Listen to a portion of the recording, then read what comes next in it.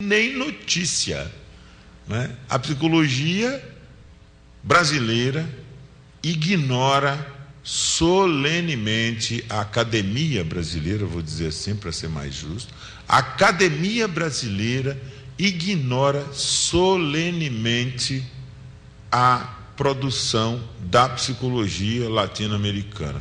Ela não tem a menor importância, não perdemos tempo em saber que psicologia se produz no Chile, que psicologia se produz no Uruguai, que psicologia se produz na Venezuela, que psicologia se produz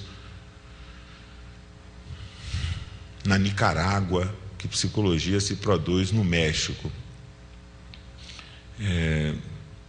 Efetivamente, do ponto de vista acadêmico, esta psicologia não tem ressonância no cotidiano. Obviamente, tudo que estou dizendo aqui comporta exceções e excepcionalidades. Estou tratando do que é regra, do que é principal, do que é o tom, não é? Os nossos alunos não estão acostumados. Nós, até pesquisadores, podemos eventualmente ter relações e contatos com um ou outro pesquisador desse país, mas estou dizendo que os nossos alunos não leem textos de autores latino-americanos com regularidade e com a mesma frequência que leem textos de outros autores, não é? Isso é um dado de realidade. Então, a psicologia brasileira, não é? Do ponto de vista institucional, produziu e tem produzido um esforço importante, o Fórum de Entidades, desde o Mercosul, da construção de uma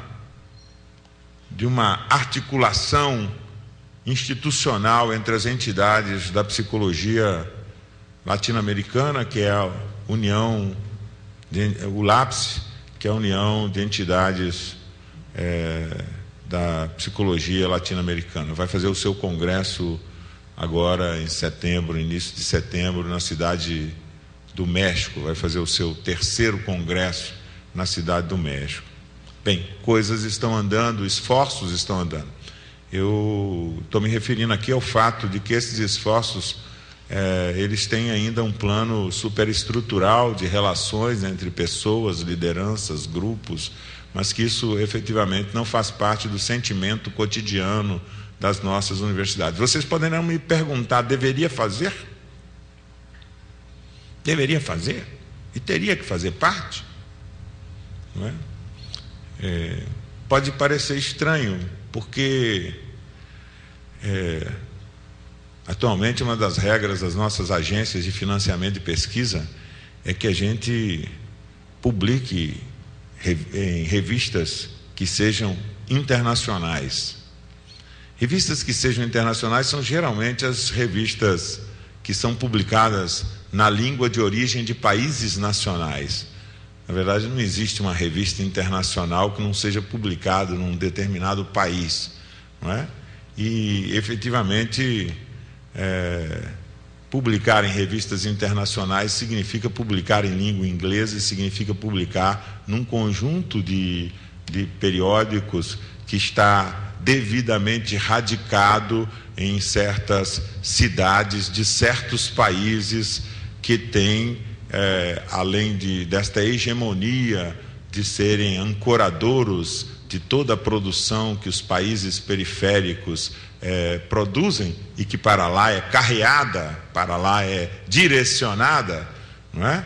É uma importante capilar rede uma rede capilar de captação do que nós temos de melhor no mundo inteiro, vai para, né?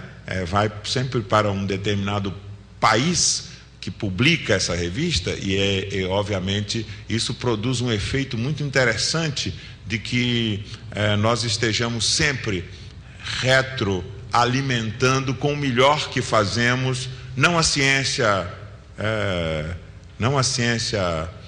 mundial, mas uma ciência que é apropriada de forma bastante específica por alguns desses países, inclusive com consequências do ponto de vista da geração tecnológica que mantém a supremacia permanente desses países sobre os demais países. Então, eu estou dizendo para vocês que não por acaso os países que concentram as revistas e os periódicos mais importantes do mundo são também os que têm assento no G8, né? São também os países que têm a supremacia do controle econômico do mundo. É uma mera coincidência, viu, gente? É uma mera coincidência que essas revistas sejam publicadas nesses países, né? E que seja para lá que nós temos que publicar e mandar enviar as nossas publicações. Enviar uma publicação, um artigo para publicar numa revista da Bolívia? Bolívia? Que psicologia que tem na Bolívia? Que significação tem a Bolívia em qualquer cenário? Esta abordagem que escolhi visa um pouco provocar uma reflexão sobre as nossas relações com a América Latina, com as nossas relações intelectuais, com as nossas relações culturais, com as nossas relações afetivas com a América Latina, né? Visa, de algum modo, estabelecer este ponto de análise para que nós possamos pensar, então, a questão dos direitos humanos na América Latina.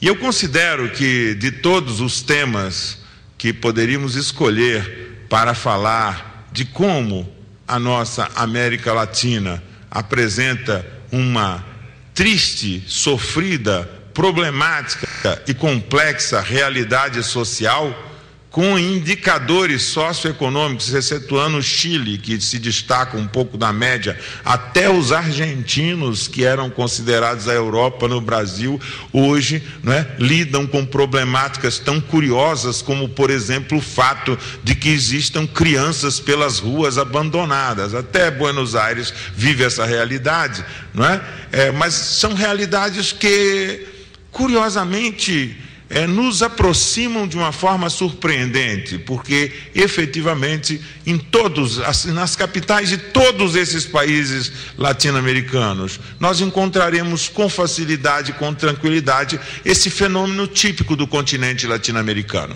Deve ser a posição no mapa que estabelece que em esses países existe uma tendência a produzir crianças pelas ruas em situação de fragilidade e vulnerabilidade social extrema.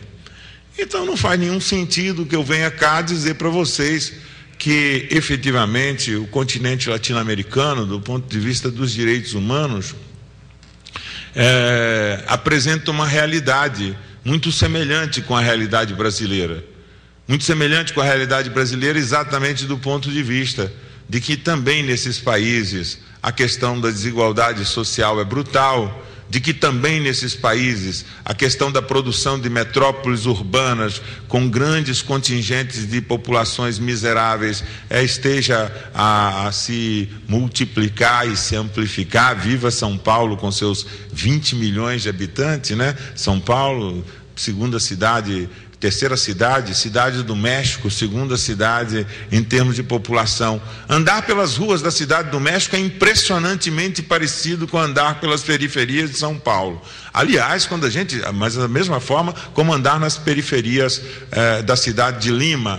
A realidade é muito parecida, né? É muito parecida. E aí nós temos que pensar, né, o que é que acontece com esses países, né? Alguns poderiam dizer, talvez tenha sido a colonização católica, talvez tenha sido o catolicismo, uma espécie de mal geral que produziu nos países que foram colonizados por Portugal e Espanha esta realidade, esta condição de precariedade social.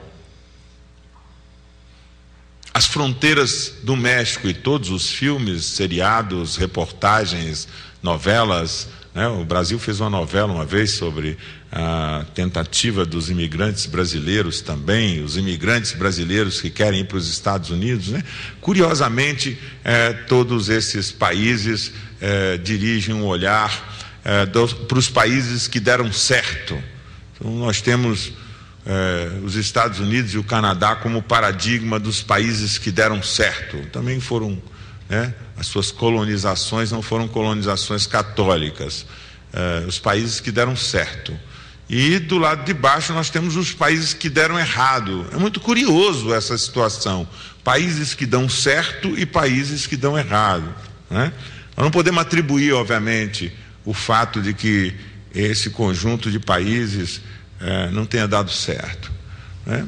O que está subjacente a esta realidade social que coloca esses países e alinha esses países numa condição de extremamente problemática, e obviamente um especialista poderia trazer aqui, e eu não sou especialista nesse assunto, né, sou um generalista, mas um especialista poderia trazer para vocês, talvez com maior propriedade, maior adequação, um conjunto de situações, inclusive passar por país e dizer exatamente quais são as mazelas da violação dos direitos humanos em cada um desses países, e apresentar para vocês a surpreendente correlação que existe na precariedade da garantia de direitos e nas situações de violação de direitos dos diversos grupos populacionais, das diversas situações de fragilização social que esses países enfrentam.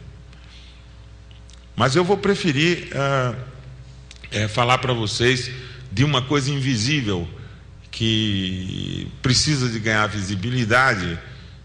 Hoje foi trazido um pouco mais cedo já na fala do Marcos Ferreira, e que precisa ganhar visibilidade no interior da psicologia como uma categoria heurística importante para explicar a realidade, para ajudar a entender por que nós somos assim, o que acontece conosco, por que esse conjunto de países apresentam os mesmos recortes do ponto de vista das dificuldades sociais, que é a categoria do colonialismo.